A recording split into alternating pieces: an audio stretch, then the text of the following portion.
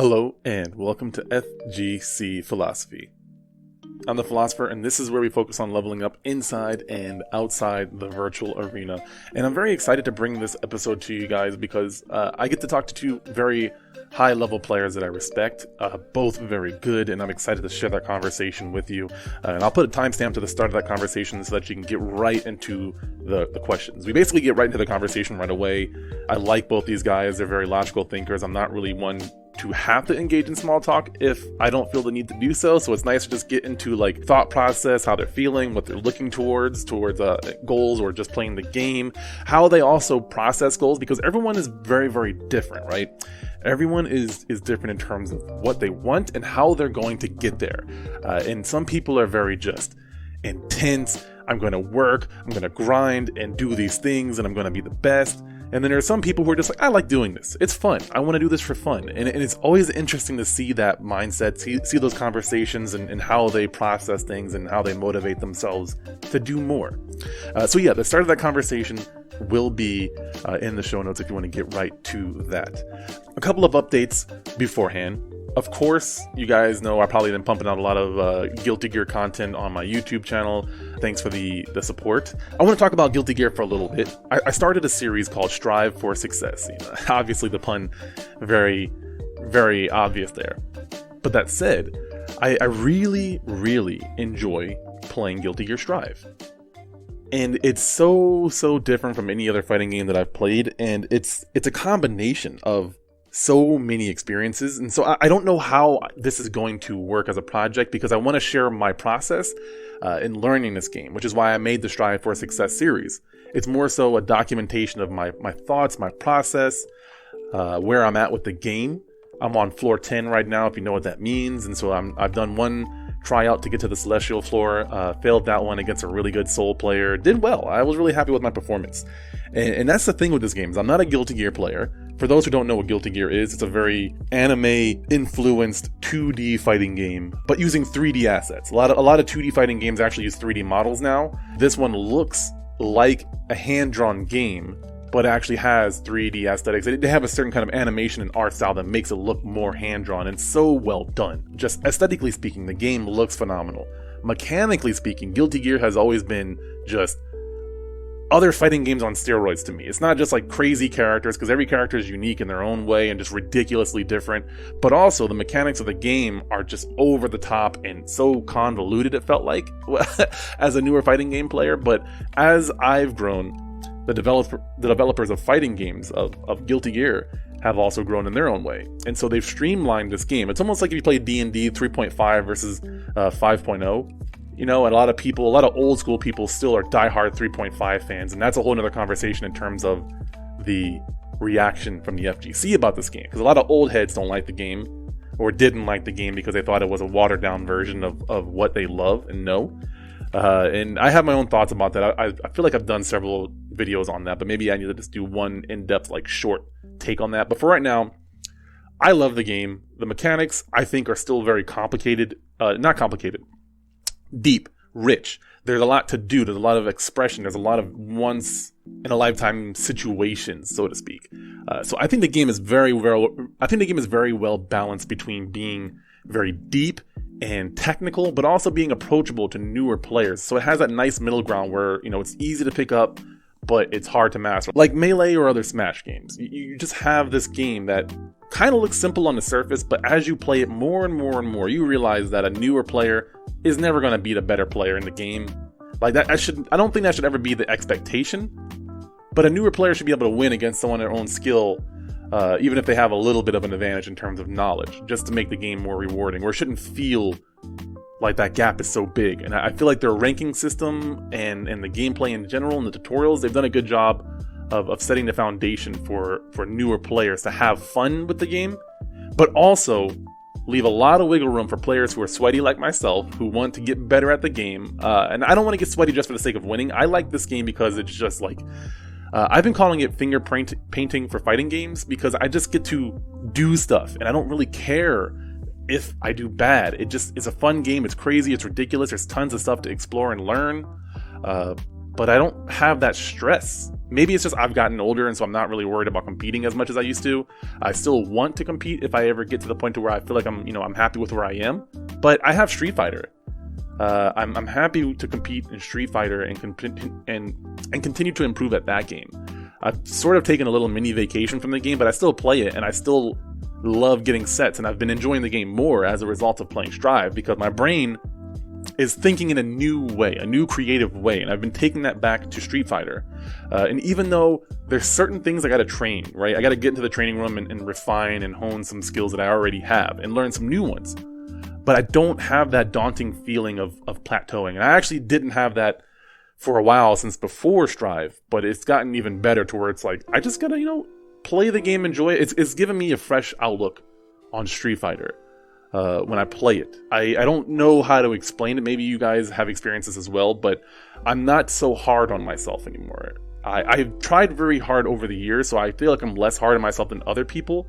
But even still, as an individual, comparing myself to myself, I always know that I can be more productive in my thinking. When I lose, I can be hard on myself without being toxic, so to speak. It's fine to hold yourself accountable and be like, yo, you did these things, let's do something about it. That is vastly different from, yo, you did these things and you're trash. You're always gonna be trash. Like, that's different, right? You're holding yourself accountable both times, but I'm not being toxic about it, right? And that's partly why I like Strive, because I don't have that obligation to the game. I have no obligation to Guilty Gear. I'm not a Guilty Gear player. I played a little bit of Zerd, but I'm not a diehard Guilty Gear fan. I just like Strive a lot, to the point to where I want to play it on my own. I don't need to play with friends. I can just play ranked. The netcode is so good that I can play tons of matches and get a bunch of experiences. The rank mode allows you to rematch people that you lost to if you're both down for it. So it's really, really convenient, very great. It has great tools like online training mode. So I've really been an advocate for this game, and I wanted to share my learning process because I think there are other people who are new to the game who are already struggling. And I also see people who are doing this thing that I never really paid much attention to until recently, where they're saying they can't get better because they can't do this thing. It's impossible for them. I feel like this could be its whole own topic, where players are limiting their own capabilities because they're dictating, they're saying what they can and can't do. And I would disagree with people when they say, oh yeah, I can't learn this thing. Maybe not yet, because it's not the most important thing to learn, and maybe there's more advanced or less advanced stuff you should learn first. That's understandable. But there are people who are just outright like, no, I can't do that. Even though they might be ready to learn that thing now, they're like, no, I'm going to stick to what's comfortable. I don't want to get out of my comfort zone now that I've kind of established how I want to play. A lot of players, the dust is settling for them with this game, and they're kind of going into their style, and they're kind of crystallizing how they want to play. But the issue is, when that crystallization happens, a lot of players, their mindset changes from, this is a fun, new, exciting game I get to explore, to whenever I lose, I'm picking out all the shit that I hate and complaining about it and getting mad. And I see some of the people in my FGC, I see people online doing this kind of stuff. Like, for example, people complain about the game being too simple, but now they're complaining about how hard it is to do the supers in this game. I'm okay with that. I personally feel great when I land my super because it is so hard to land, so I understand that whole old school mentality a little bit better, because I never really cared about that. But it is rewarding. If it was easier, I wouldn't care either. But I don't feel like complaining about it. Like, it's not that big of a deal. Like, it is not a hard thing. Like, it takes a little bit of discipline to do a half circle back forward. You don't have that level of discipline, that's your fault, in my opinion. So get into the training room and practice your half circle back forwards. Stop complaining about it. It's not that hard. It really, really is not that hard. If you just slow down your inputs and learn the timing rather than just mashing it out like you're probably doing. I'm sorry to sound so condescending about it, but it's really not that hard to do. I think half circles are hard on a hitbox because you have to be way more precise than other inputs. So I don't feel like I have an advantage with half circle forwards on the hitbox, because I've played on pad, I've played on fight stick, I've played on the weird little Sega Saturn type controller as well. I've tried a lot of different kinds of controllers, so I don't think, maybe pad might have the hardest time, but you just gotta take your time with it. And that's similar to a lot of the way the combos and the movement and the overall mechanical execution required for the game. It's both easy and hard at the same time, because it's really not too hard to do these sequence of buttons in a certain order once you memorize it.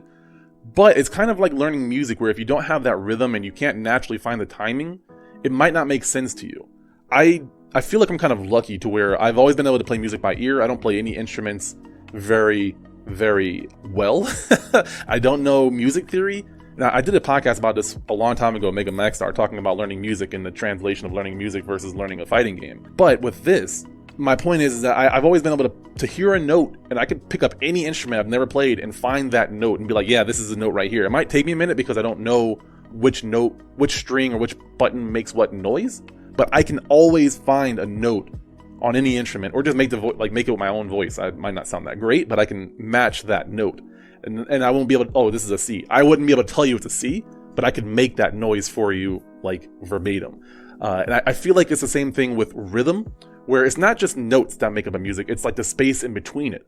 So you can have the same notes or chord progression, but if you change up the pauses in between it, it makes a completely different song. Similarly, it can make a different combo.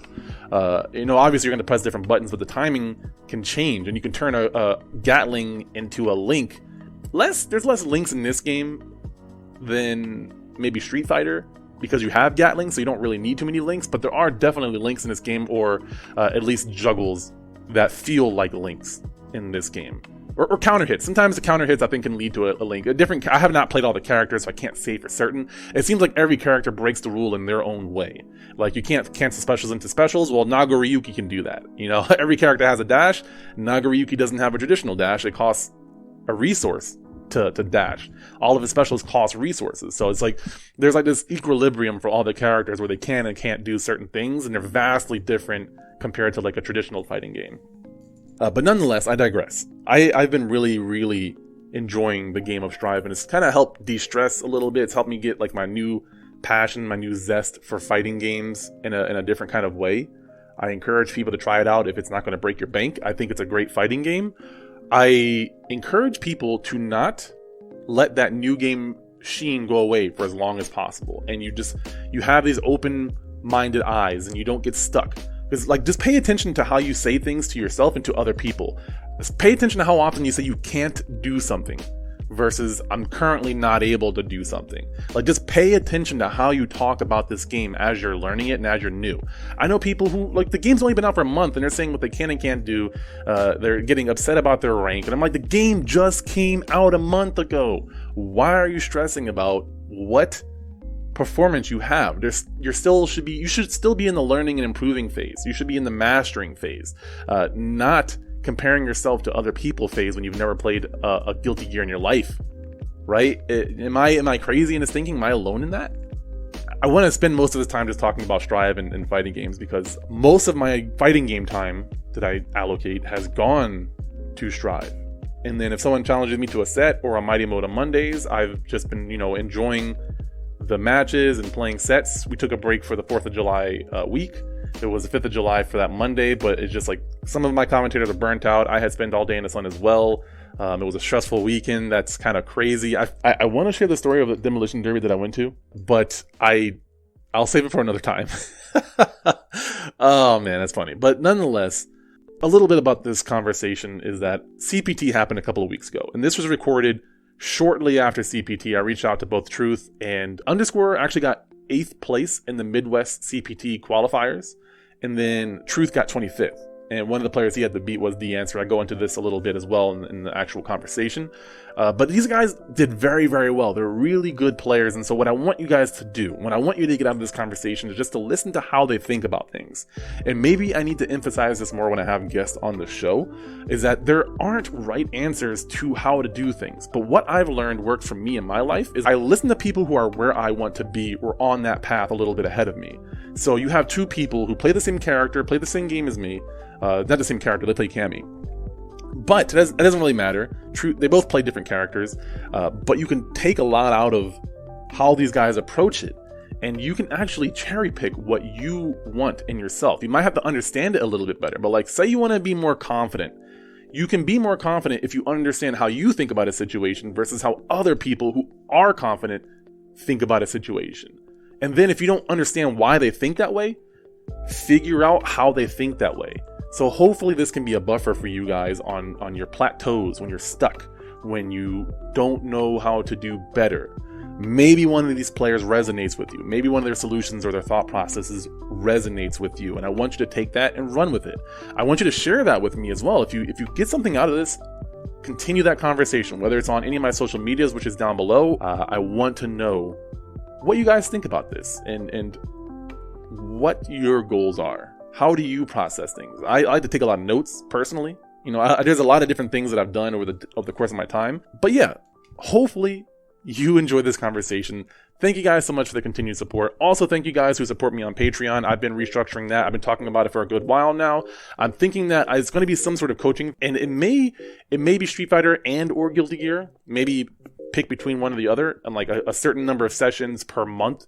So if that's interesting to you, if you think you would like some coaching, and this isn't just like mechanical skills, but I can teach execution, I can teach tilting, coach, I should say, not teach. I can do both, but coaching I think is more effective in the long run. So if you're interested in getting some coaching, whether it be mental or mechanical, don't forget I am a live coach, but also a former game developer, animator, project lead. So I know the game from the mechanical, I know the game from the emotional, mental. So I'm very confident in my skills, but I also want to provide a service for you guys while also not burning myself out. So I'm thinking like a number of sessions on either one of those games per month, because I want to practice my coaching as well. So I don't really talk about this too much, but I don't really care so much about the money. I do care about making more money. Don't get me wrong.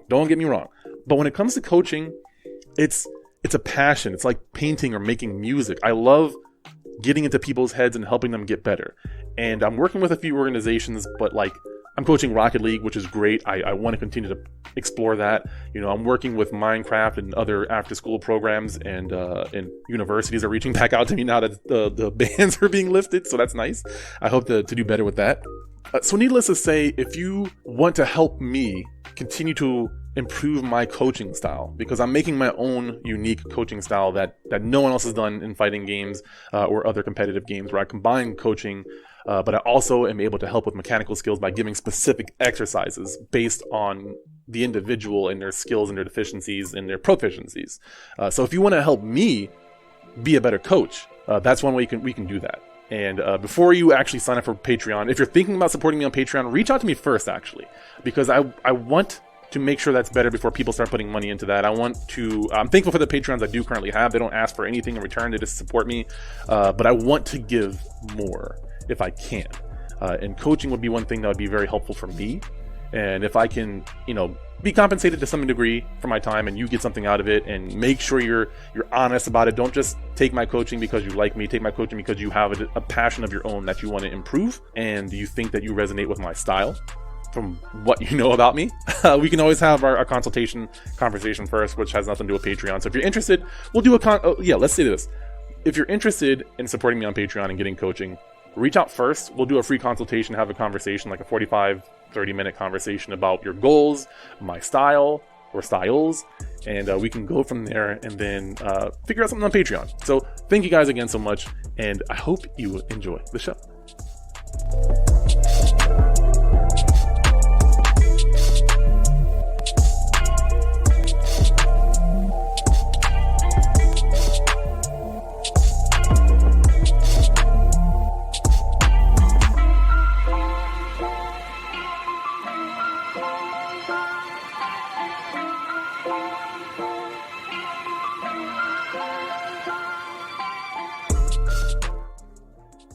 Hello and welcome to FGC Philosophy. Now, I believe it's important to focus more on the journey rather than the destination. I believe it's more important to get fixated on the process, not so much get fixated on the end goal. Goals are meant to be compasses that help us get to where we want to be, but they don't help us with the immediate obstacles that are going to be in our way along that path. So this conversation is in part focused on understanding the learning process of others and setting attainable goals and avoiding or reducing the time that we plateau, because we all plateau in fighting games at some point, or a lot of us have experienced that to some degree. So, I talk a lot about the fixed mindset, the growth mindset, that kind of stuff. My hope is that all of us can really have a conversation here and not so much compare ourselves to other people. So when you're talking, hopefully you're not comparing yourself to other people in terms of like setting your goals. It's one thing to compare yourself in terms of performance at a tournament, but another thing entirely to just compare yourself in terms of the progress that you're making. But right now, I've got Truth with me. He's, of course, a really strong Cami player, does very well in the Mighty Mode of Mondays. I think, if I read the brackets right, you got 25th at CPT, which is pretty good. CPT Midwest, 2021. So awesome on that. You had to fight D-Answer. It looked like you beat him, so you already had to fight at least one very, very strong Fong player in order to get there, which is really great. Hopefully I can pick your brain on that too. But yeah, hopefully this is kind of like a timestamp on your journey, and we can kind of talk about where you are now versus where you want to go, and then in the future we can always check back and see where you are and kind of reevaluate. So it's really exciting to see that. Hopefully we can spark some ideas, help you move forward, but also help people who are listening to you kind of understand how you see things, because everyone understands things a little bit differently. So that said, thank you for joining me, and how are you doing today? It's no problem, man. I'm a little bit tired because I'm not used to being up this early, but I'm good. I'm good. Appreciate it. Yeah, so I want to dig right into the questions because I'm not a huge small talk guy, and I can kind of get right to the points when I talk to you, so that's really, really nice. So I think the first thing to ask is just to get a baseline feeling of how do you feel like you did at CPT? Personally, how I did for CPT, I feel as if that my result was kind of, I say personally, I said it was a little bit disappointing because I felt as if that I could have made top 16. Like I could have easily made top 16. I didn't really train that much for it because I was so focused on work and then just getting my life pretty much back on track in terms of going to the gym and stuff. So I didn't really get too much of a chance to train, but it kind of cleared my head, gave me a little bit of a fresh slate. So went in, I didn't really give myself like a lot of expectations, but when I went on ahead, was getting more of a feel, getting used to how I was playing, because I think I went like almost a week without playing. And then a lot of matches ended up getting close, where it was either like close 2-0s, close 2-1s, and it was just a little bit of nuances, at least in my game, but I mean it was okay. I wasn't disappointed that I lost. It was just more so just I failed my expectation, but it's okay. I'm cool with that. My real issue, at least in the bracket, was the one that I ran into, which was Ramsey, or if previously what people used to know him as was Random High Fives. He's been, in a sense, I'm not gonna say a bracket demon, but he's always given me a little bit of an issue, at least when it came down to playing him in bracket. Because I think we've played, like 5 times in bracket. I think he's beaten me 3 out of those 5 times. He was the one that eliminated me out of top 8 at one of the Red Bull events. This was like 3 years ago. Who does he play? He plays Honda and he plays Geef. Oh, okay. But he used Honda against me. That makes more sense, I would say. Yeah, those are both pretty tough characters that, like, I feel like to be a character specialist, a lot of people don't play those characters that I've come across. Yeah, I don't really have too much of a strong Honda like training partner for real. Like I did train up with Alucard a little bit on the matchup, but it's like that matchup is actually like kind of difficult because Honda is such a safe character. Yeah, that's a tough one. And then what about the other opponent? Like what was the situation with that guy as well? Misocrats. Pretty much with that, I let off the gas. It was last game, last round. I dropped the game-winning combo, and he capitalized on it, and I died. That's tough. So, yeah. Because he whiffed something. I did stand fierce medium DP into heavy super like I normally did, instead of doing it the opposite way where it was guaranteed, and because of the space in, my DP whiffed, and he killed me for it. So, Gotcha. I wasn't upset about it. It was just comment error.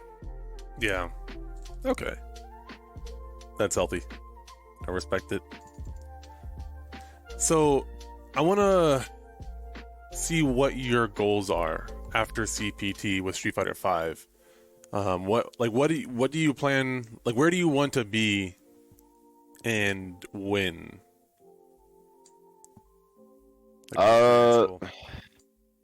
That actually is a good question. I never really thought about it too much. I don't know. It's just I don't really like put any type of like, I guess, end goal or like progression in terms of like a step ladder when it comes out to like how like when it comes out to me. It's just I just like I'll play certain stuff that annoys me, like whether it's like it's normal special moves or a certain strat.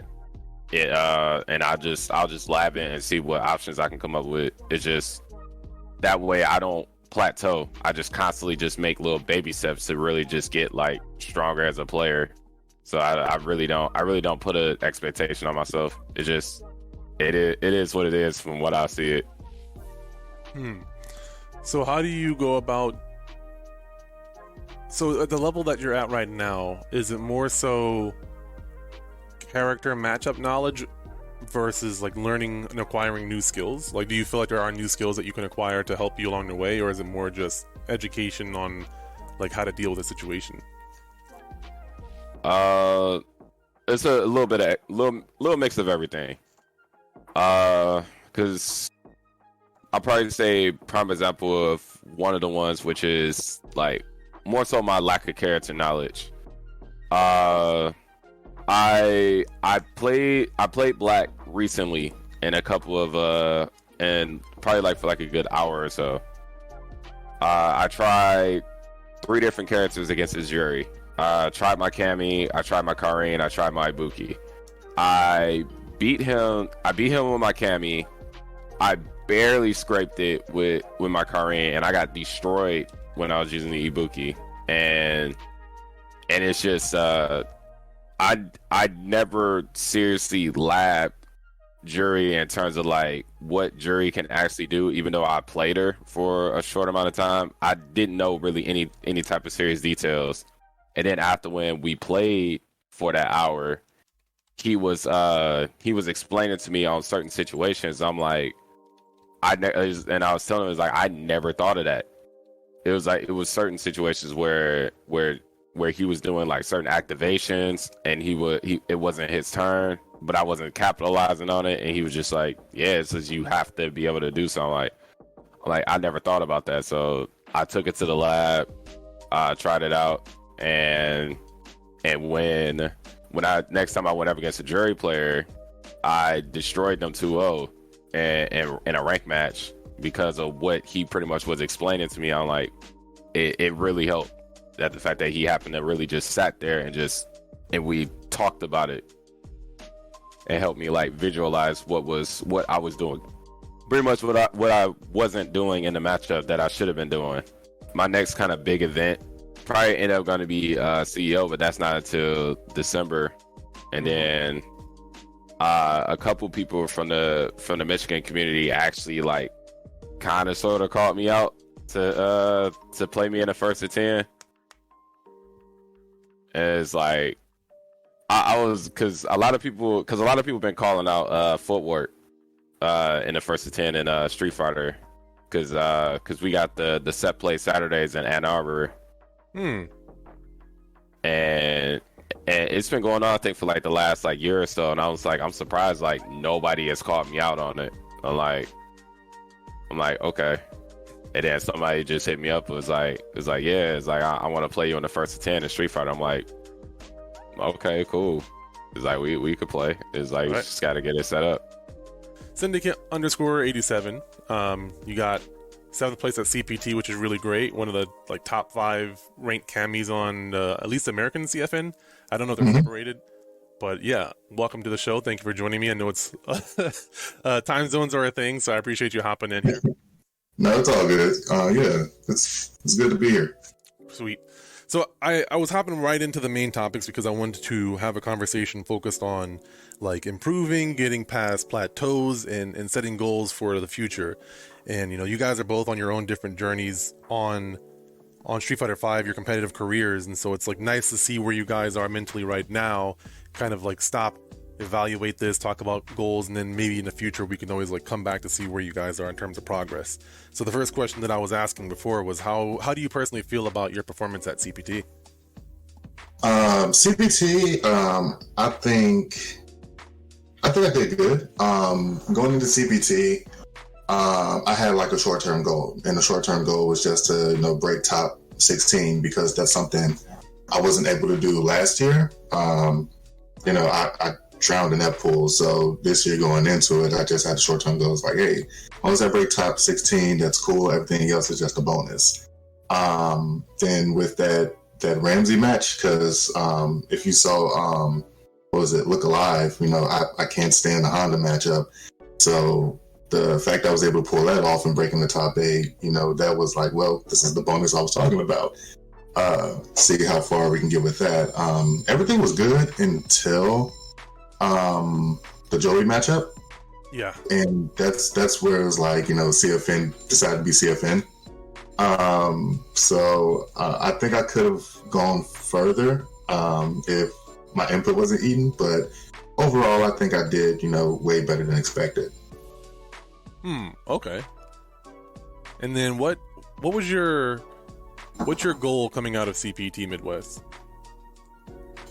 Just to continue to train harder, look at more replays, play my buddies more, because there's more to Street Fighter than just ranked and casuals. I always tell people, hey, if you want to play a set or two, whatever, reach out to me. But I rarely reach out to people for sets myself. So to understand certain matchups, like I've been playing a lot with Dan Slip because he knows I hate the Balrog matchup. Be reaching out to Comeback Kid and Ramsey for the Honda matchup. So just pretty much tighten up on the matchups. I know personally I don't like the way the next CPT, if I ever run into that matchup again, I'd be 10 times more comfortable. Okay.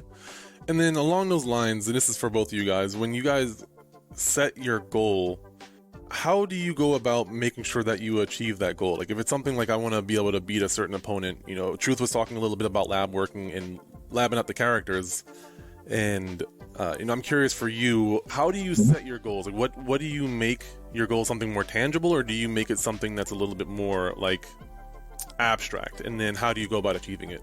And this could be like just having more fun. This could be, improving at a specific skill. Like for you personally, how is it that you continue to make progress and improve at the game is what I'm basically trying to ask.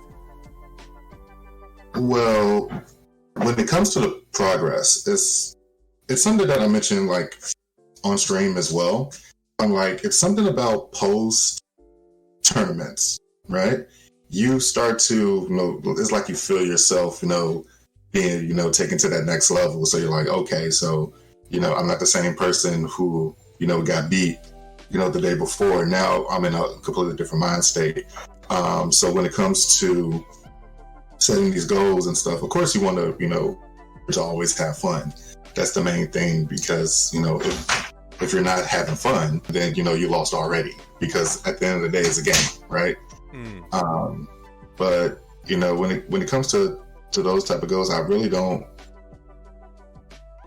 It's kind of hard to say, because like the only way I can really monitor like my progress and stuff like that is just keep joining the tournaments. There's a lot of players who want to take themselves to the next level like that, but they won't join a tournament because their demon is in said tournament. They're like, well, if I run into this person, it's a wrap. So I used to think like that, and I eliminated that mindset. So it's like, how am I going to progress unless I face my demon? So just to build on that, it's like, just joining more tournaments, and not to say like stalking my demons. That way, I can get that experience of meeting them in bracket. But that's what I do. Okay. I feel like you read my show notes because that segues perfectly into my next question. Basically, the topic was putting higher level players, or even like bracket demons on pedestals and being too afraid or intimidated to play them or play them at your best. And I want to get both your guys' mindsets because both you guys play really good players consistently, and this is like, think about this from the perspective of someone who's newer to Street Fighter or fighting games in general, right? They want to play. And not just like they want to play for fun, but they also want to play for fun and to be competitive. And so, like, specifically those players who are like, oh man, I want to compete, I'm just not good enough yet, or oh man, I want to like play this guy, but he's too good for me. And personally, my mindset around that is that it's not a very productive mindset because it hinders you from getting experience that you otherwise wouldn't have been able to get if you just took that chance.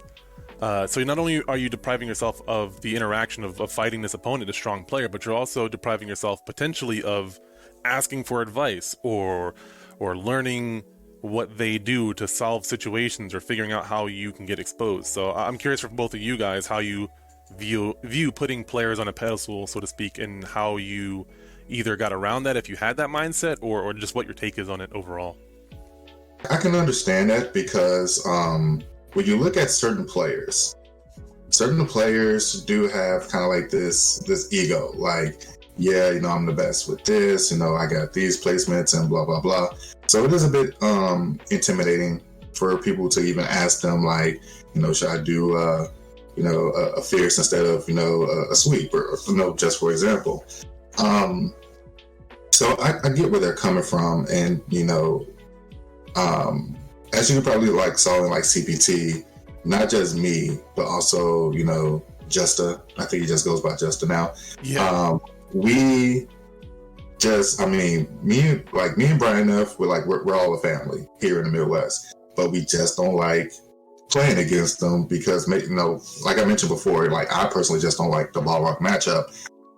For Justa, maybe it's just something to prove that he can beat him. So in a way, once we get into our own heads with that, that hinders us from, winning that match, knowing that we have the characters to do it, but it's just, our own, personal inner critics that prohibit us from doing that.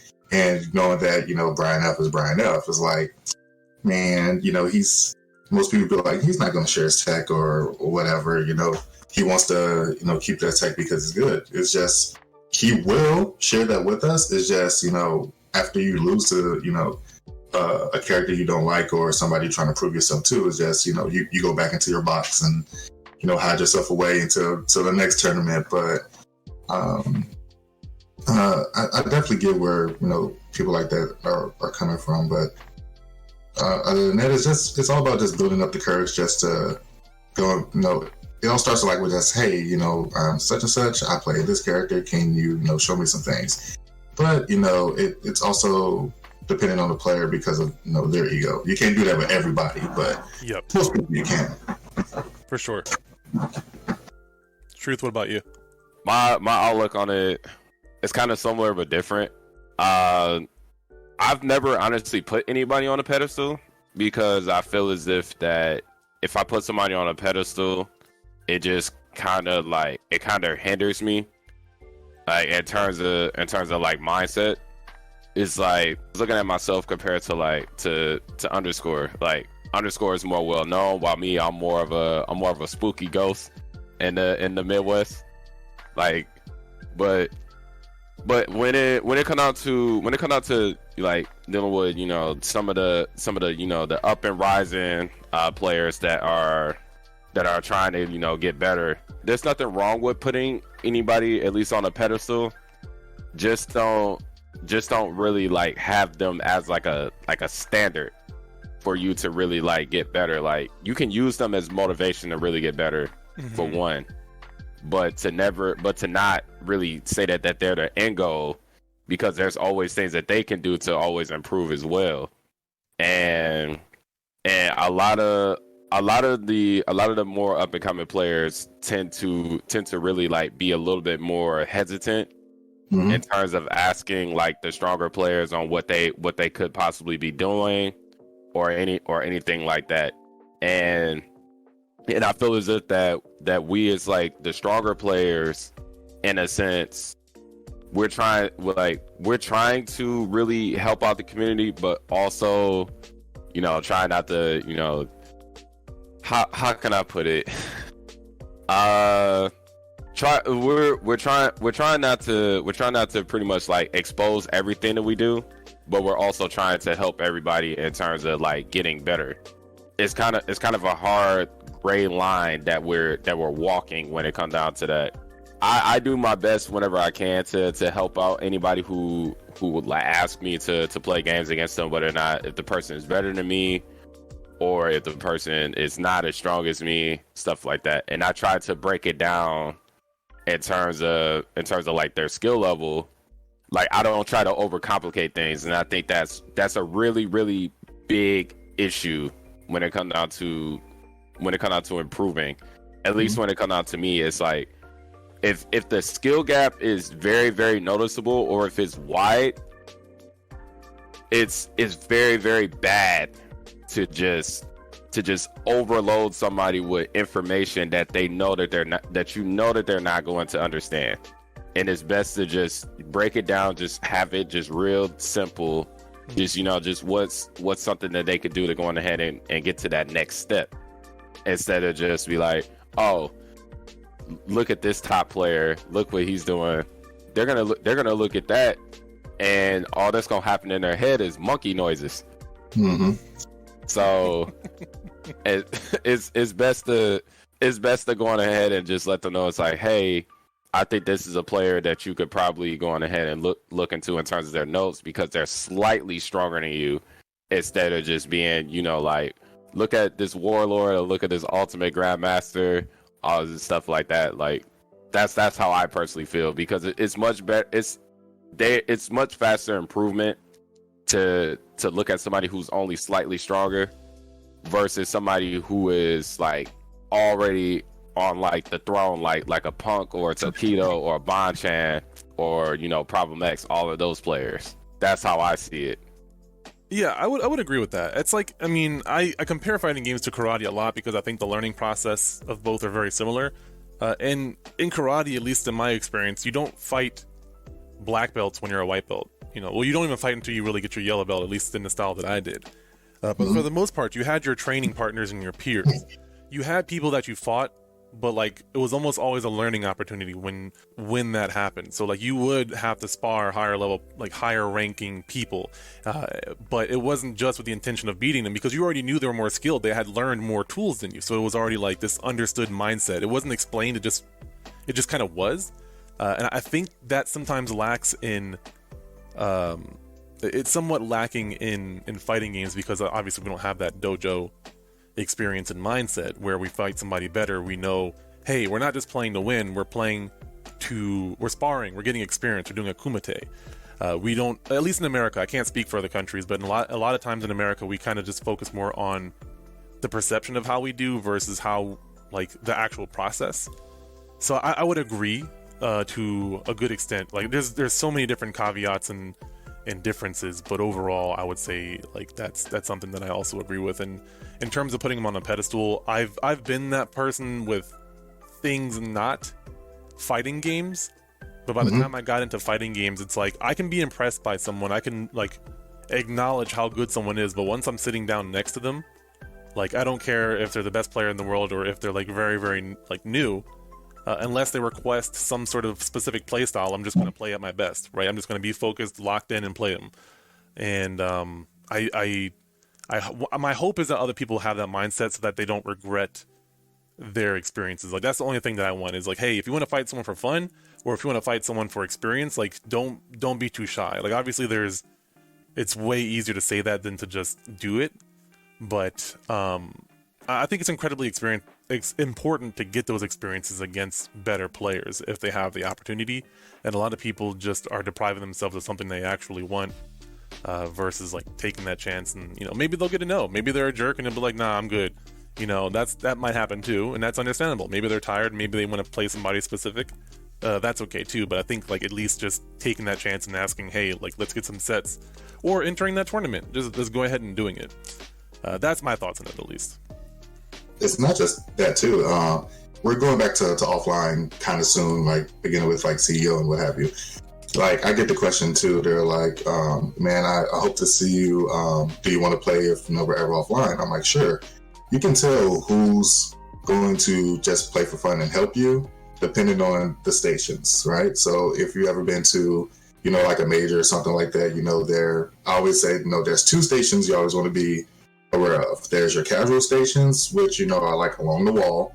Everybody comes, can talk, trade tech, what have you. But yeah, and then there's the money match station. So like going back to like the pedestal, when I hear that term pedestal, that's why I'm like, those are the people who are like fanboying or fangirling. So of course they're putting them up as like, this god or something like that. But if they're at the money match stations, you're not going to be able to like tap them on the shoulder and be like, hey, you want to run a set, or hey, you want to do this? Like these guys are like trying to make money. So just to be aware of that, you'll be able to know like who you can trade tech with and who you can't, depending on where you are at that moment. So I never really noticed there was a difference in the sets. Like, I mean, I guess it's always obvious when a money match is going on. I just never noticed like a specific spot for it to happen. But yeah, so like if someone's doing a money match, don't ask them for a set because unless you're willing to put money up, that's a different kind of like mentality. Let's dig into that real quick in terms of like money matches. I had a really interesting interaction back in Combo Breaker, I think 19, and there was this European dude that went up to me and was like, "Hey, win a money match?" And I was like, nah. I think I was broke, like super broke at the time, but like I never really did money matches. And like we had this conversation because we wound up playing sets, but I didn't want to money match him. And he was explaining like in Europe or wherever he was from, money matching is so common. Like it helps us play better. And I was like, hold on, like, what are you talking about? He's like, well, you put something on the line, like it's more exciting. You're going to play more focused because you don't want to lose that money. And I was like, in America, you guys don't money match as often, at least wherever he went to. I know for sure Americans do money match, but I was just really fascinated by the concept of like putting money on the line. Because I mean, I enter tournaments, so I understood the concept when he said it that way. But like money matches and first to fives, whether it be for clout or whether it be for money or just for like pride, what are your guys' take on having that emotional investment in a match? Like, is that something that you prefer or don't prefer, and does that help you play better or worse? Like, how does that work for you guys? I mean, I guess I can go first on this one. Yeah. To be honest, like I've only done maybe like 4 money matches over the years, and I think I've only lost 1 out of those 4. Money matches to me don't really motivate me because, one, I don't really care about money. But probably say like, because normally whenever it comes down to money matches, I don't normally play, like I don't play as well in money matches, to be honest, because there's not really too much motivation for me to really like, I guess more so care. But the one time I did happen to money match, and this is when I actually really I had to care. This was before I had got into Street Fighter 5. I was still a Killer Instinct player at the time. Shout out to Microsoft. but yeah, there was a European Saberwolf player. I beat him online, and I was and he was upset. Like, he was really upset that I had beat him. He was calling me a scrub, all type of stuff. And he said that he'll money match me at the next major I was going to, which happened to be CEO 2016. And I told him, I was like, okay. He's like, put $200 on the line and we'll play it first to 25. Yeah. And he was like, okay. And I was, at that time, I was going through a lot of stuff. So yeah, my fuse was a little bit short. So when I got to CEO, we did the first to 25. I annihilated him. Like, it was bad. It was to the point where it was like I was up like 19-0 at the end of the set. And And it was to the point I was like, you know what, screw it. I'm just about to finish the set and beat you with your own character. And it literally demoralized him to the point where it was like he broke his controller.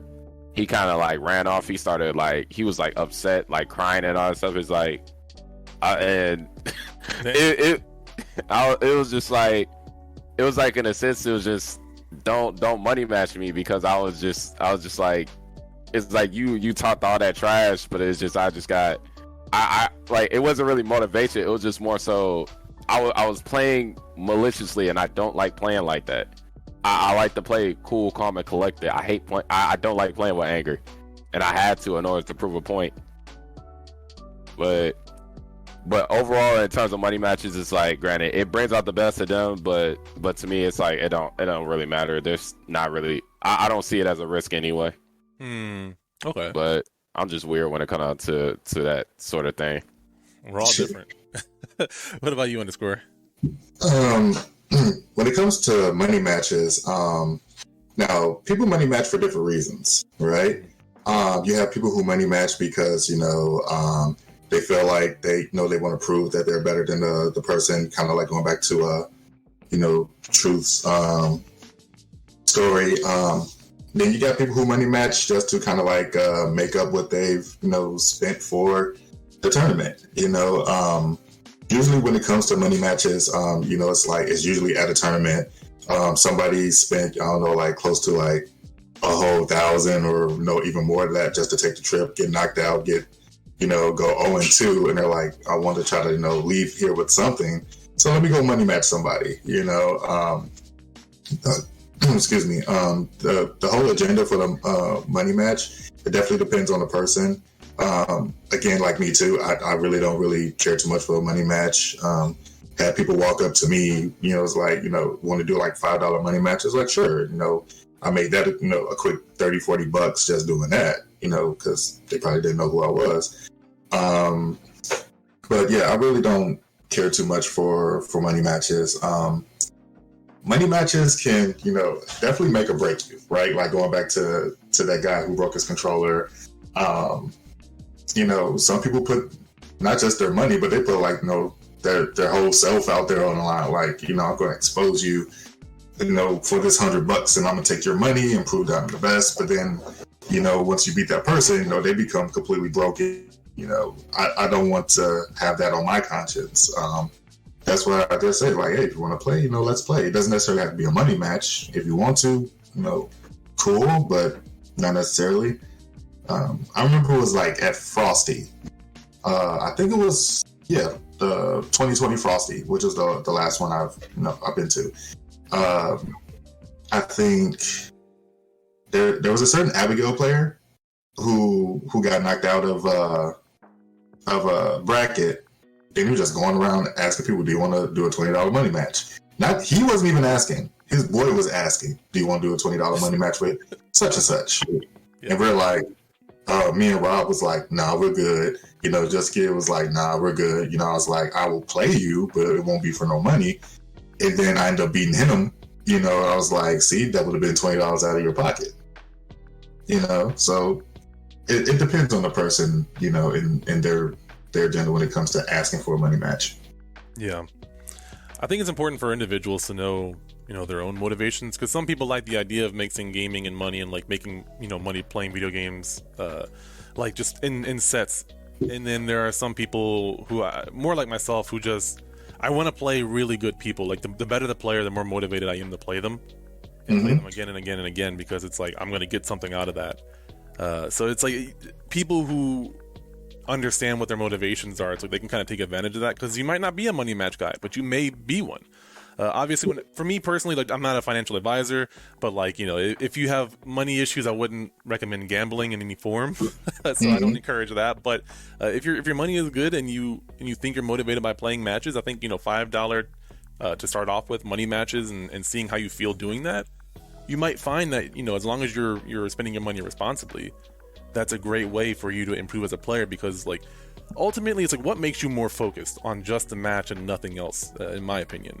If you're fully in the match and not thinking about anything else, you're not complaining or like ranting, you're just like fully locked in, for some reason, you know, whether it's because it's fun or because like something's on the line. Like a lot of people, a lot of like I find a lot of hub cities like Detroit, New York, some cities in California are really, really ego based, where it's like it's all about clout, like who's better, you know. That's all that's all you need. But there's also some people who are like, you know, I just want to put some money on the line, like, you know, put some money on the line, let's see who does it. And then there's some people who are just like, they'll sit down and play whoever they want, you know, just because like they like playing the game. So it's like, find your motivation and lean into that. Because you're gonna, you know, like you said before, you're gonna have more fun, you're gonna enjoy your experience more often.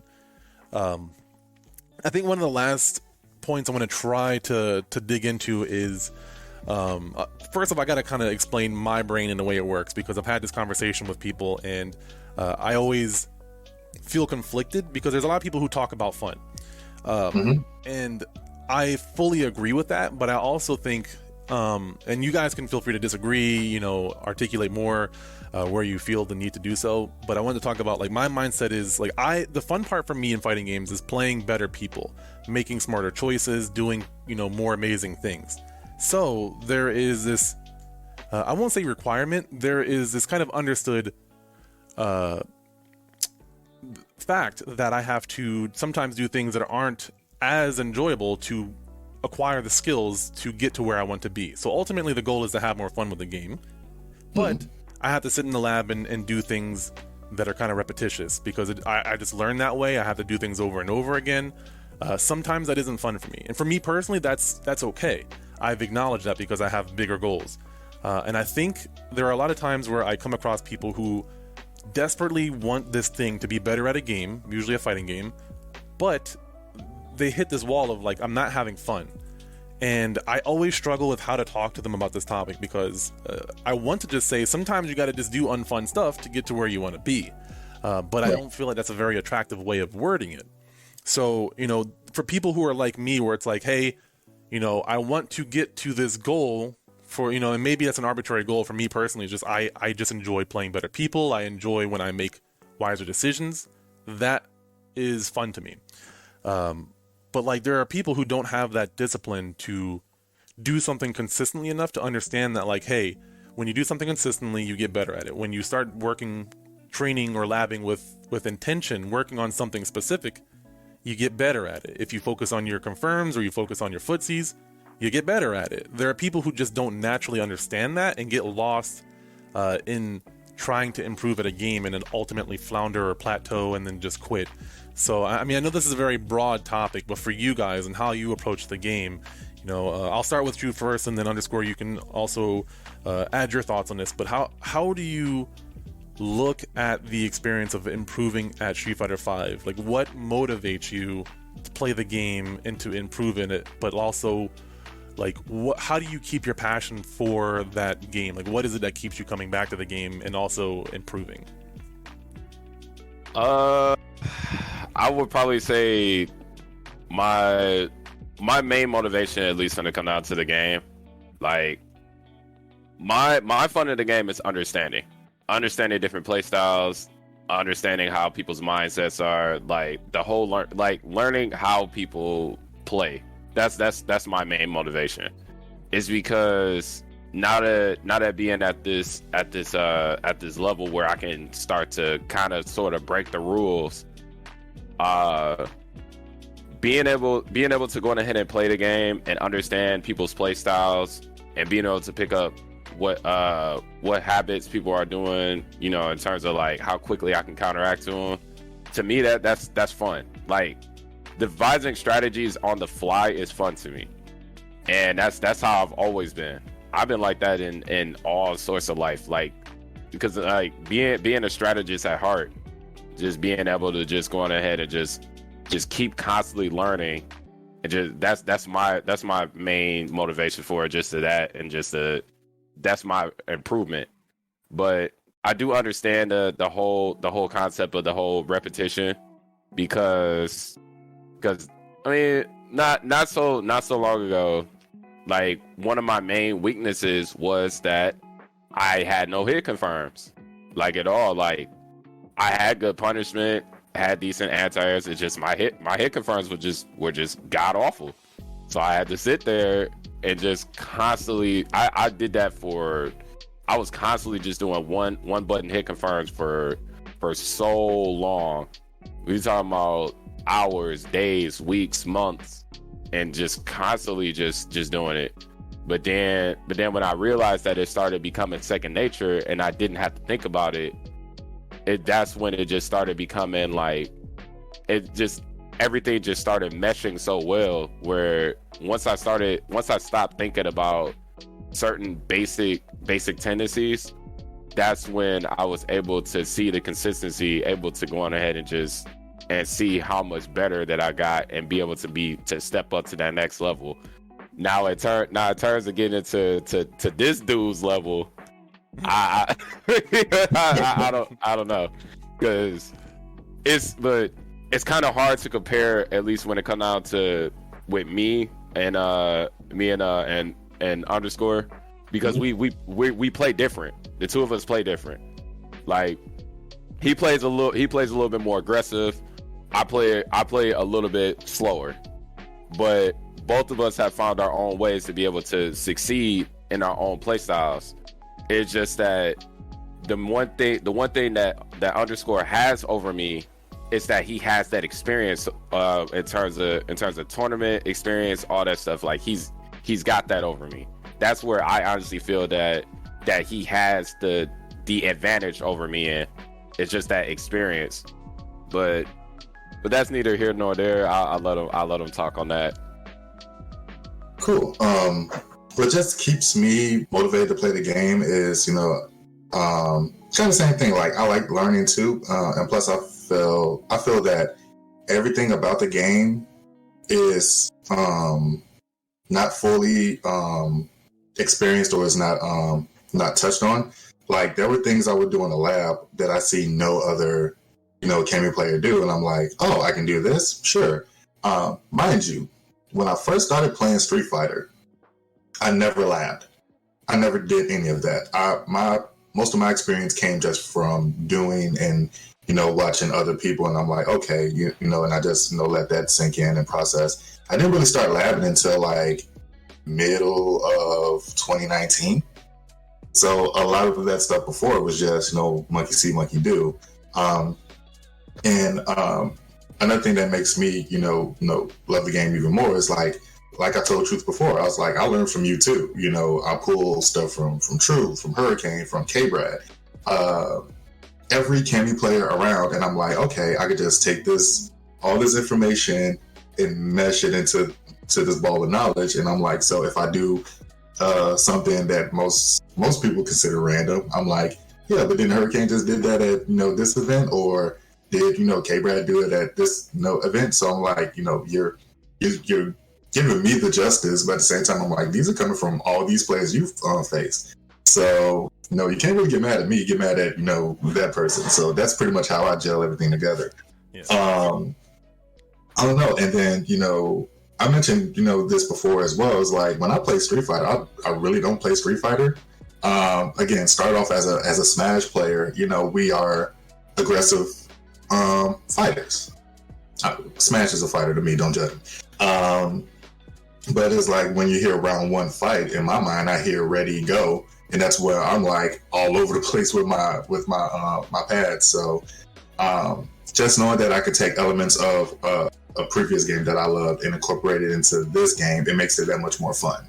I mentioned that like how Dual Kevin plays, with Rashid. I'm like, Rashid may be a Street Fighter, he may be a Street Fighter character, but Rashid plays exactly like a Marvel character. So when you play Dual Kevin, he's not playing Street Fighter, he's playing Marvel. You're bringing elements from your previous games into this one, and I think that also plays a part of making it even more fun, because there's some things you can do in either game that just works.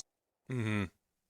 Yeah, I 100% agree. I've been loving Guilty Gear for that reason, and like I have a hard time, like it's this is a bit of a tangent, but watching a lot of old GG like Guilty Gear heads complain about Strive or try to learn Strive versus someone like me who's never really gotten into Strive or Guilty Gear, and just like learning the game and appreciating it for what it is versus like, oh, it's not this and this. Like I've hit like a pretty high rank in the game and I'm still pretty new to it, so like taking what I know from other fighting games and applying it to this one. It's like always such a rewarding feeling. Obviously, it's not a 1-to-1 ratio, but you get to really enjoy the experience of playing this character. Well, I play Nago Ryuki, so he's not as like crazy as some of the other characters in terms of like air dashes and stuff. But that aside, I kind of have a side question that I thought about. You talked about something you hit on when you pull from other players. I believe both of you guys do this, and I try to a little bit as well. Not as much as I'd like to right now, but pulling from other players. I talked to someone recently where he said that he doesn't have his own style. He just pulls from a bunch of other people. And I basically said I disagree with you. I think if anything, it's more of a confidence thing where, you know, unrelated, but you're not confident in your own style to make these decisions, and whether you know it or not, you're taking these things that you've learned and you're using them. You know, you're making the decision to use them, so you do have a style whether you realize it or not. But that aside, you know, people who are trying to improve at a game by looking at other players, it's like how there are some players who develop bad habits because they're just copying and imitating. Like, how, for you guys, do you make it to where you learn something from an opponent, but you make it something useful to where it's not a bad habit, it's not something that you use it in the right situation? Like, how do you take that, copy it, and then make it something that is not only your own, but it's more of a helpful situation than a hindrance, if that makes sense? You got to take that information and you got to I'm trying to make as much sense as possible. You first got to analyze yourself first. You know, you got to survey yourself. Like, are you the patient? You like the wait and see kind of person, or are you this energetic, like you're hopped up on espresso kind of person? You know, with me, I do think multiple thoughts at a time. Like, you know, I have OCD. You know, I like to multitask and stuff like that. So my mind is all over the place. So I see certain things within match, and I'm like, well, if this person does this, I can just shoot for that, or if I can get over here, I can do this. That's the kind of the player I am. But if a person is more like the chess player, right, like to analyze and take things too or make things too logical, there's ways you can take that information that you pull from other players and with your mindset, incorporate that as best as you can. If you're pulling from other players, you're not going to be like, the next, person that you pulled it from. It's about, how you can take that information along with the kind of person that you are and make that your thing.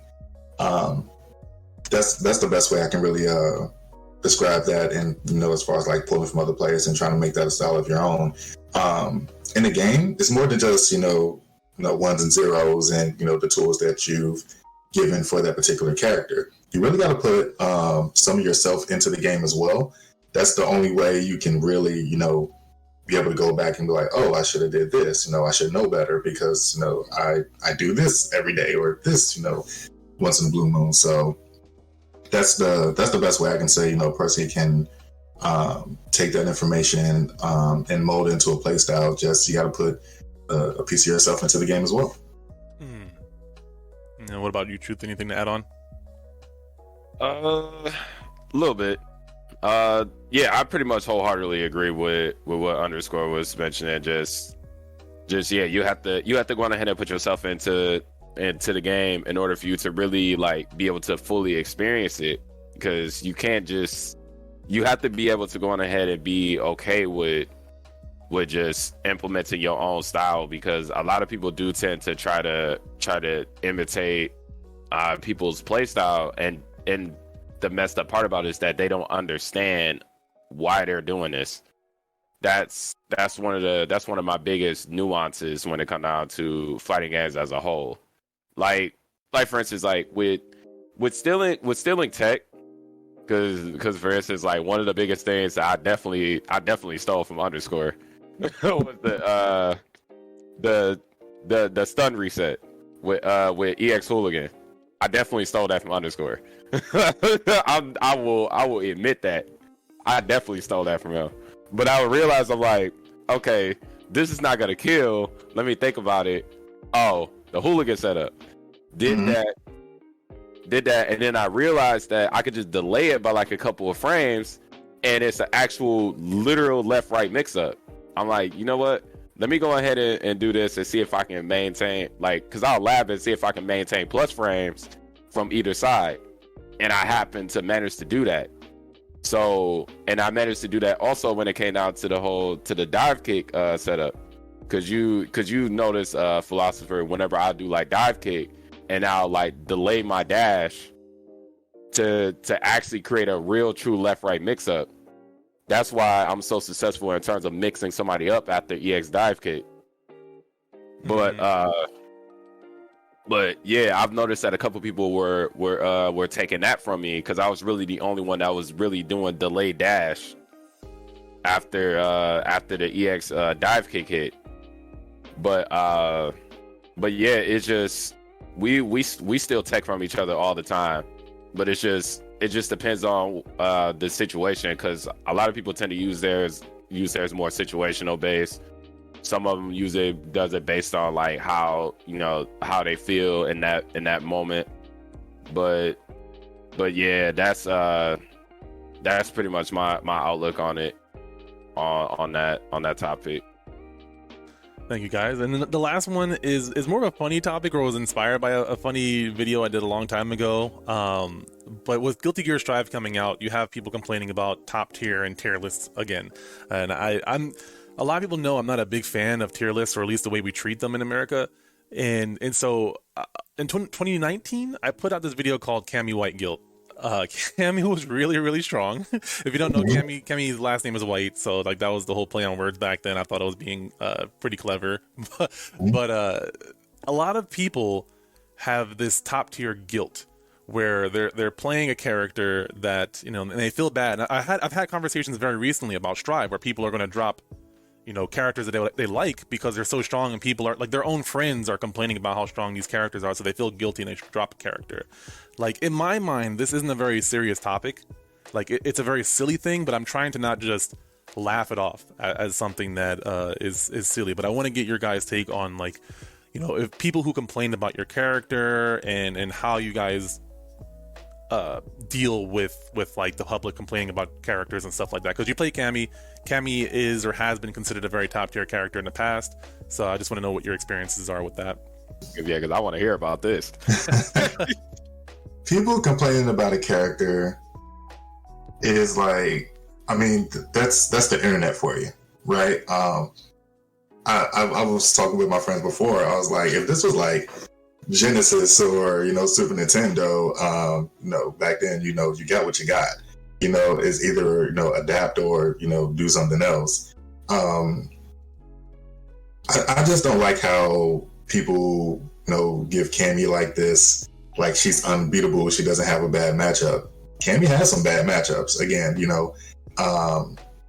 with Honda, that's a bad matchup. I would say Sim. Sim is, kind of unfair for her, because we got to get in for that. It's like when it comes to like tier list and like people like beefing her up to like, she's the main go-to if like you're losing. That's not necessarily true, because there's other characters who, are just slipping through the radar, like, Colin and Karen and stuff like that. And I think, Karen, beats Cammy in that matchup. Colin, has all the tools to, stop Cammy as well, especially with the parry and stuff like that. So, yeah, I when it comes to tier lists, I think tier lists, they're all, subjective. You look at Punk's tier list on, where they place Cammy, and, everybody else's tier list where they place Cammy, that's all stemming from, what the other person said. I always make the joke that she's low tier because of all the nerfs she's got since then. But she's still in the top 5, but it's when it comes to the tier list and people are just complaining, I'm like, complain on, I mean, people who complain about a character is like they're just either tired of the matchup or just don't want to learn it, and they're just run into, it's almost like when you're playing, like when you were a kid and you were playing against somebody and they beat you and you run and tell your mom. It's kind of like, oh, did you play against Cammy, you lost? I'm running to my mom, which is Capcom, like, nerf her. And she's got multiple nerfs since then, so Cap yeah, Cap Mom. That's what we're going to call it. But it is what it is. I welcome it in a way, because that means I will have to work on my play style a bit more, and that keeps me from getting too comfortable, because you just never know when it comes to nerfs and buffs. But it is what it is. Anything to add on, Truth? I got a decent amount. Yeah, so my honest opinion on tier list, blank slate. Tier list is just nothing but a big matchup chart. That's all it is. And a lot of people tend to feel very personal about tier lists. And really, to be honest, tier lists really don't mean anything unless you're like considered to be like high or top level.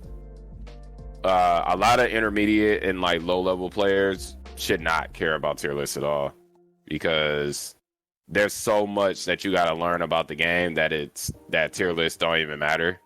Mm-hmm. But yeah, like in terms of Cammy, I think Cammy is still the best player. Is the best character in the game still. She's just not S plus anymore. She's S tier, and I feel like I do see Underscore's outlook in terms of like the Honda matchup, because that matchup is annoying. The sim matchup is annoying. That's because like the sim players, for some odd reason, they just had like a yoga and Pilates class and they just leveled up like crazy. Like Arturo and Mr. Crimson have been playing insane, but that's besides the point. Karine, I feel as if is either even or slightly in her favor. And also another character who, in my honest opinion, I think is her worst matchup is Cody. I think Cody beats her. Because Cody can fight her on the ground, and Cody keeps her honest. Like any character that really can keep Cammy honest is a character that can really like fight her. Because Falk as well. Falk is a character that keeps Cammy honest. But the main character, and this is something that I'm pretty certain that both of you will agree, that they swear that this character is top tier, but she really isn't, and it's because of one player who has traumatized everybody, and that is Laura. Like, all because of Idom. Like, I've never seen it where one player ever just made a character just look so strong, like the word make that character look like he's top tier. But Laura is like high mid at best, and so many people would disagree with me because this was back in like late season 4, where I was saying that Sakura was better than Laura because Sakura had better matchups than Laura, and people was bringing up, but Laura got the V trigger. It's like that's really all she has when it comes out to me and scary. Mm-hmm. And like I broke it down, and it's just like Laura don't got real mix-ups for real, outside of the fact that if she got bar or she's in V trigger, that's it. That's the only time I'm scared of her. I'm never scared of Laura because I fought Idom, I fought Mylin so many damn times it's not even funny. So I'm not scared of them. I'm not scared of that character whatsoever. Mm-hmm. It's just that so many people put Laura on such a high pedestal. Like Laura is just this flawless character. It's like Laura has a lot of flaws. She has a lot of matches where she actually truly struggles in. But it's just because Idom traumatized you that it's funny. Like it's so funny to me that people just put Laura in S tier. It's like Laura's like A tier at best, maybe B plus.